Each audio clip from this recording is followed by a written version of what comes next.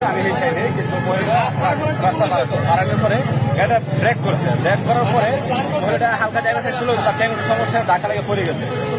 Driver আর গেল না, সে টান মারছে গাড়ি মারছে, মহিলাটা লম্বাভাবে পড়ছে। কিন্তু এটা ব্রেকের কারণে মহিলাটা ভাবছে যে আমি উঠে যাইতে পারবো। মেয়েটা উঠছে আর গাড়িও টান মারছে, কিন্তু তার মাথাটা চাক্কা নিচে পড়ে গেছে।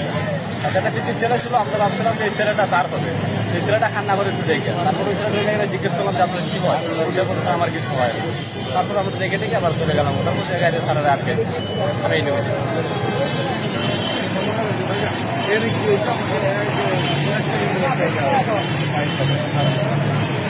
আপনারা কখন খবর পেয়েছেন এটা বলেন ভাই? এখন থেকে প্রায় 1 ঘন্টা আগে ভিআইপি প্রজেক্ট আছে। এই ভিআইপি প্রজেক্টের ভিতরে তো মানুষ পারাপারের কোনো সিস্টেম নাই। এই ভিআইপি প্রজেক্টে মানুষ পারাপার হইতে যে প্রায়ই দুর্ঘটনা করতেছে, 2-1 দিন পর পরই মানুষ মারা যাচ্ছে। হ্যাঁ, যে এই ভিআইপি প্রজেক্টে হয়তো এখন বাতিল করছে সরকার, কিন্তু এই ভিআইপি প্রজেক্টের এখনো কোনো শুরু হয়নি। হয়তো এই প্রজেক্ট বাতিল করার পরে এই প্রজেক্টটার যদি সরকার যেহেতু সিদ্ধান্ত নিচ্ছে ফোরলেন করা, যদি ফোরলেন করে দেয় এবং এটা এয়ারপোর্টের মতো যদি মাঝখানে ডিভাইডার দেওয়া হয় যাতে কেউ মানুষ পারাপার না হইতে পারে, তাহলে এই রাস্তায় দুর্ঘটনা প্রতিরোধ করা সম্ভব। এই যে ভিআইপি প্রজেক্ট যে অবস্থায় এখন যে অবস্থায় আছে, এই অবস্থা চলতে থাকে, এই দুর্ঘটনা আরো বাড়বে সামনে।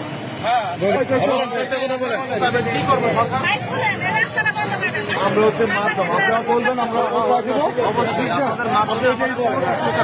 বলেন যে রাস্তায় যে এই রাস্তায় যে ফ্যামিলি দেখবো কি ছিলাম আর মহিলাটাই পারে ছিল, ওনার সাথে একটা ছেলে ছিল। ওই এখানে বিরিয়ানির দোকান আছে, ওই দোকানের একটা ছেলে ছিল। তখন গাড়িটা যখন স্লো করছে, তা আমি ভাবছি যে আমি পার হইতে পারবো না ওই পার থেকে। মহিলাটা দাঁড়ানো ছিল, মহিলাটা প্রতিবন্ধী, মহিলার পায়ে এবং একটা হাতে সমস্যা। তখন আমি ওখানে দাঁড়াইছি, আমি পার হই নাই। তখন দেখতেছিলাম যে মহিলা দাঁড়ানোই আছে, গাড়িটা এটা শেরপুরের ডিস্ট্রিক্ট গাড়ি। ওই গাড়িটা সামনে দাঁড়াইছে, পরে আমি আর পার হইনি, মহিলারা পার হইতেছিল। তখন পারিতেছিল, মহিলা একদম লাস্টে, গাড়ির লাস্টে চলে গেছে। যাওয়ার পরে বাম সাইডের যে চাকাটা, মানে গাড়ির সামনে যখন দাঁড়াইছে উনি, তখন গাড়ি ধাক্কা দিছে ওনাকে। ধাক্কা দেওয়ার পরে উনি পড়ে গেছে। পড়ে যাওয়ার পরে ওনার গাড়ির যে বাম সাইডের চাকাটা ওনার মাথার উপর দিয়ে গেছে।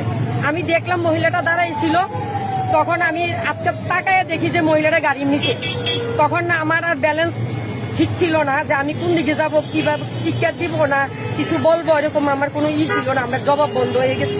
তখন ওই বাচ্চাটা, বিরিয়ানির দোকানের বাচ্চাটা এখানে দাঁড়ায় উপর দিকে লাফাচ্ছে আর কাঁদতেছে যে অ্যাক্সিডেন্ট হয়েছে।